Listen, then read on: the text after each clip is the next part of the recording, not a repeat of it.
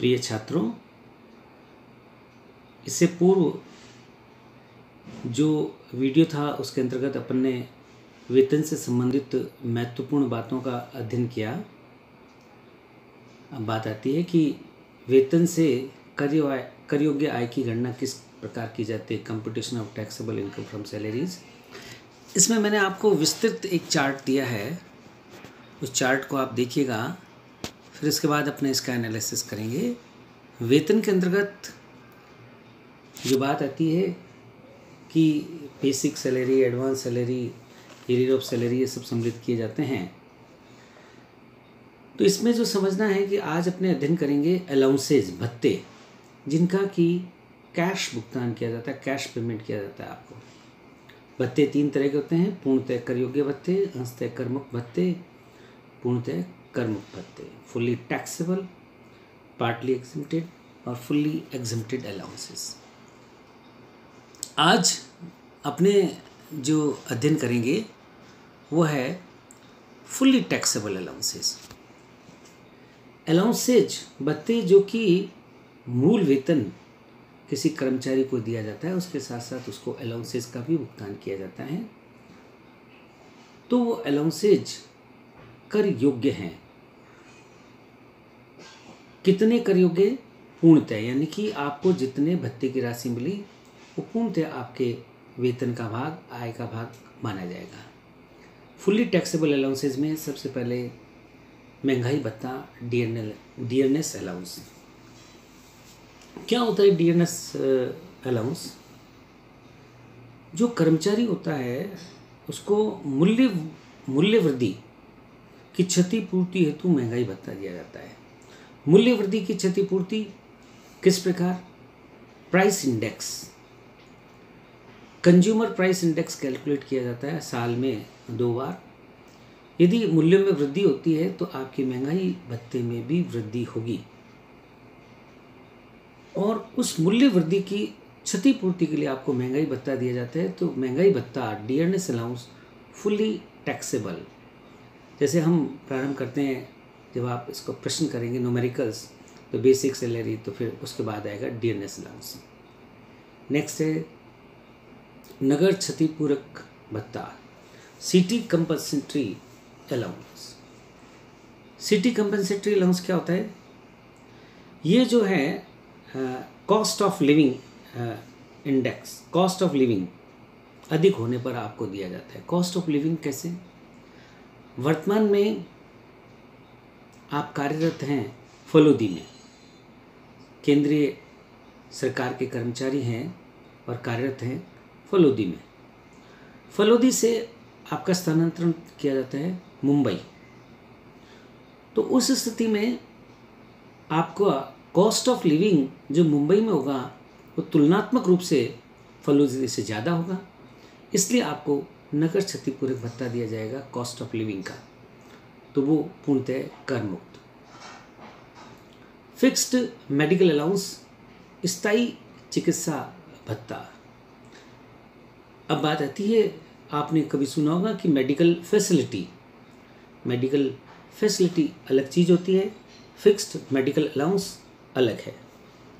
Medical facility के अंतर्गत तो आपको जो उस मेडिकल की सुविधाएं दी जाती है, इसके अंतर्गत जो कॉर्पोरेट सेक्टर है या गैर सरकारी संस्थान हैं, वो आपको एक निश्चित राशि दे देते हैं। मान लीजिए आपको कहा गया कि भाई हम आपको 3,000 रुपये प्रति माह मेडिकल अलाउंस देंगे, साल भर के 36,000 रुपये आपको प्राप्त हुए, फुल्ली टैक्सेबल। डेपुटेशन अलाउंस यानी कि प्रतिनियुक्ति। अब बात आती है कि डेपुटेशन क्या होता है? जिस संस्थान में आप कार्यरत हैं उस संस्थान से आपको किसी अन्य संस्थान में या अन्य किसी विभाग में कुछ अवधि के लिए यदि प्रतिनियुक्त किया जाता है तो उस स्थिति में आपको प्रतिनियुक्ति भत्ता दिया जाता है। तो वो भत्ता पूर्णतः कर योग्य होगा, क्योंकि वो वेतन के अतिरिक्त मिलता है। मान लीजिए आप इंजीनियर हैं, आपको मेट्रो रेल के अंतर्गत, जब मेट्रो का काम चल रहा था उसके अंतर्गत 6 माह के लिए प्रतिनियुक्त किया गया। तो आपको जो वेतन मिलेगा उसके अलावा आपको वहाँ पर प्रति माह 30,000 रुपये डेपुटेशन अलाउंस मिलेगा। आपकी प्रतिनियुक्ति 6 माह के लिए की गई तो आपको 1,80,000 रुपये जो मिला वो deputation allowance fully taxable. Next है सर्वेंट अलाउंस, नौकर रखने के लिए भत्ता। ये जो अलाउंसेज है सर्वेंट अलाउंस, ये नॉन गवर्नमेंट यानी कि कॉर्पोरेट सेक्टर इत्यादि उपलब्ध करवाते हैं। जैसे आपको कहा गया कि प्रतिमाह हम आपको सर्वेंट के लिए 3,000 रुपये प्रतिमाह भत्ता देंगे। अब आप चाहे सर्वेंट रखें या ना रखें, servant allowance fully taxable. Wardenship allowance और प्रॉक्टरशिप अलाउंस, ये क्या होता है वो समझिए। वार्डन जो है कि शिक्षण संस्थानों में जहाँ पर कि हॉस्टल होता है जिसमें बच्चे रहते हैं, उस हॉस्टल में के अंतर्गत उनकी निगरानी के लिए एक प्रोफेसर को, असिस्टेंट प्रोफेसर, एसोसिएट प्रोफेसर, इनको नियुक्त किया जाता है वार्डन के रूप में। तो उनको वेतन के अतिरिक्त वार्डनशिप अलाउंस मिलता है जो नियमानुकूल मिलता है, वो पूर्णतः कर योग्य है।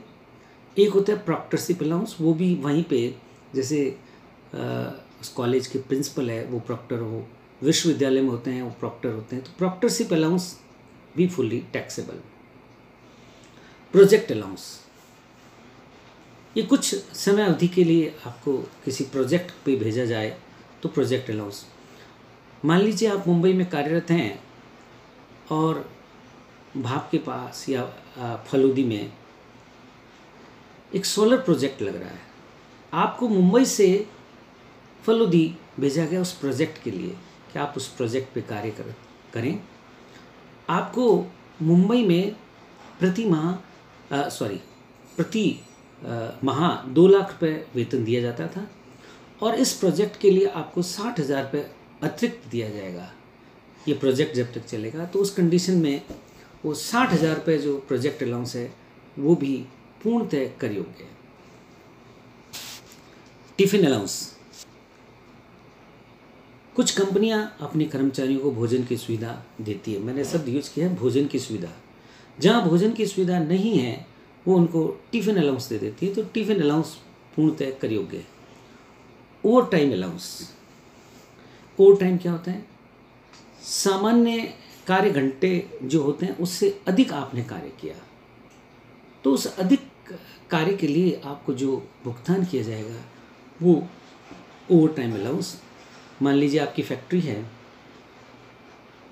और वो जो फैक्ट्री है उसमें कार्यरत कर्मचारी हैं वो सामान्यतः 8 घंटे कार्य करते हैं, लेकिन कुछ विशेष अवसर होने के कारण आपको अपने कार्य की उत्पादकता बढ़ानी है तो आप उन्हें कहते हैं कि आप 12 घंटे काम करें, तो 4 घंटे जो उन्होंने ओवर टाइम किया उस ओवर टाइम अलाउंस जो आप भुगतान करेंगे वो फुल्ली टैक्सेबल। ग्रामीण भत्ता, रूरल अलाउंस। रूरल अलाउंस, यदि आपको ग्रामीण क्षेत्र में स्थानांतरित कर दिया जाता है तो उस कंडीशन में आपको रूरल अलाउंस दिया जाता है। साधारणतः ये डॉक्टर्स को दिया जाता है, साधारणतः मैंने कहा है, लेकिन ये ग्रामीण क्षेत्र में कार्य करने के फलस्वरूप दिया जाता है, इसलिए पूर्णतः कर योग्य है। प्रैक्टिस न करने का भत्ता, नॉन प्रैक्टिसिंग अलाउंस। जो डॉक्टर्स हैं उनको नॉन प्रैक्टिसिंग अलाउंस मिलता है। इसका तात्पर्य है कि आप किसी प्रकार की अन्य निजी प्रैक्टिस नहीं करेंगे। जो डॉक्टर्स हैं वो निजी प्रैक्टिस नहीं करेंगे, उसके लिए नॉन प्रैक्टिसिंग अलाउंस वो fully taxable. Guard allowance fully taxable, lunch या dinner allowance fully taxable, telephone allowance, family allowance, transport allowance, ये जो है सारे के सारे आपको दिए जाते हैं फुल्ली टैक्सेबल। अब बात आती है फैमिली अलाउंस क्या जो है वो कुछ ऐसी स्थितियाँ होती है जिसमें आप अपने फैमिली को साथ नहीं रख सकते तो आपको फैमिली अलाउंस भी दिया जाता है। तो ये फुल्ली टैक्सेबल है। अब जो बात आती है इनमें समझने की कि ये जो भत्ते हैं ये वो भत्ते हैं जो पूर्णतः कर योग्य हैं, यानी कि ये सारे के सारे वेतन का भाग माने जाएंगे। अब भत्तों की बात में आता है कि कुछ ऐसे भत्ते होते हैं जो कि अंशतः कर मुक्त होते हैं, कुछ पूर्णतः कर मुक्त होते हैं, उनका अपने अलग अध्ययन करेंगे। धन्यवाद।